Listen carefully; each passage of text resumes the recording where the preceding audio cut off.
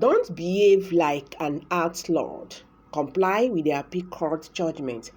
Releasing KANU. Intersociety tells Nigerians AGF. Abubakar Malami. The AGF, Abubakar Malami, stand for his interpretation of the judgment of the Court of Appeal, which discharged the detained leader of the indigenous people of Biafra, Nnamdi Kanu. Hello guys, you are welcome back to Prospect Channel TV. Thank you for always coming out here. Please do not forget to subscribe to this channel if you have not. Thank you very much once again. May God bless you all. Human rights organization, International Society for Civil Liberties and Rule of Law, Intersociety, has slammed the Attorney General of the Federation and the Minister of Justice, Abubakar Malami San, for his interpretation of the judgment of the Court of Appeal, which discharged the detained leader of the indigenous people of Biafra, Nnamdi Kanu. The Appeal Court Justice, while ruling on Kanu's appeal on Thursday, declared as illegal and unlawful the extraordinary rendition of Kanu from Kenya to Nigeria and quashed the entire terrorism charges brought against him by the Nigerian government. It further added that the government breached all local and international laws in the forceful rendition of Kanu to Nigeria, thereby making the terrorism charges against him incompetent and unlawful. The Appeal Court voided and set aside the charges by the federal government of Nigeria against Nnamdi Kanu and also discharged him. The court held that the failure of Nigeria to follow the due processes by way of extradition was fatal to the charges against him. But the Malami, in a swift reaction to the judgment of the Court of Appeal, said Kanu was only discharged by the court but not acquitted.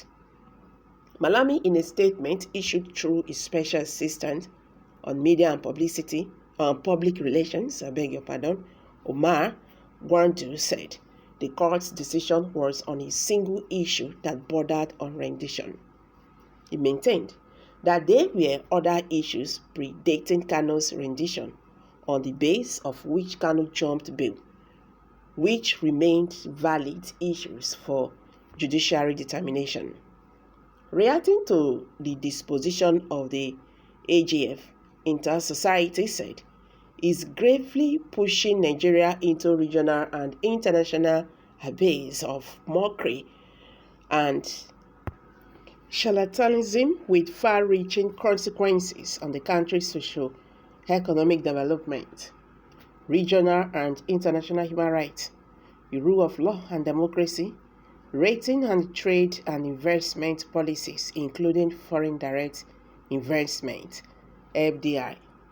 Intersociety, in the statement signed by its principal officers Emeka and Chidema, strongly condemned the Nigerian government's total disregard and disobedience to the judgment, describing it as an affront to the judiciary. The allegation of the interpretive power by the AGF, including what to be and what not to be, in the landmark judgment is also tyrannical, vexatious, and democratically calamitous, it said. He said that the only option available to Nigerian AGF as the law officer of Nigeria is to fully consent to the judgment or appeal within the stipulated time frame. Consenting or not consenting to the landmark judgment is, however, immaterial to the order of the three justice-led Court of Appeal, released Nnamdi Kanu from protracted DSS dungeon. Should the Nigerian government decide to adhere to the Supreme Court in exercise of its right under the country's body of laws, then Nnamdi Kanu must first of all be set free, with the worst-case scenario being to place him in a civil liberties complaint, movement, surveillance, if, in the sincere opinion of the Nigerian state, granting him total freedom of movement, expression, and association will be injurious to the pretendency of the API's appeal, if any, and its final determination. It is in the informed and later understanding of Intersociety that the grand summary of the landmark judgment of the Court of Appeal is that something can never come from nothing. Once it is judicially established that a trial court has erred in law by assuming jurisdiction in a case where its jurisdiction ought not to have been assumed, all the effort of the court becomes nullity.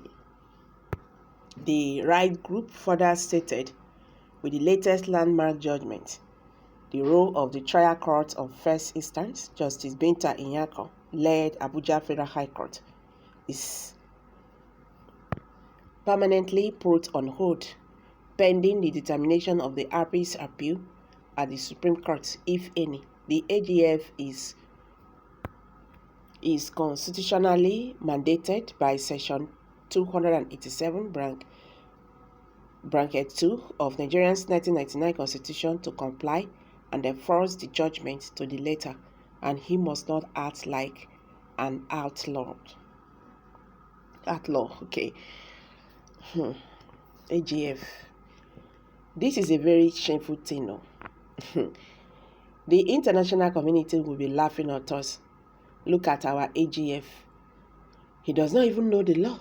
He doesn't even know what the law is talking about. He is just trying to exercise his power with his might and all that.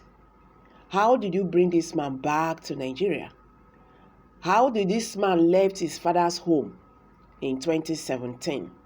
Well, let's see how the next action is going to take. I'm dropping it here. Kindly share your thoughts below the comment section. Thank you.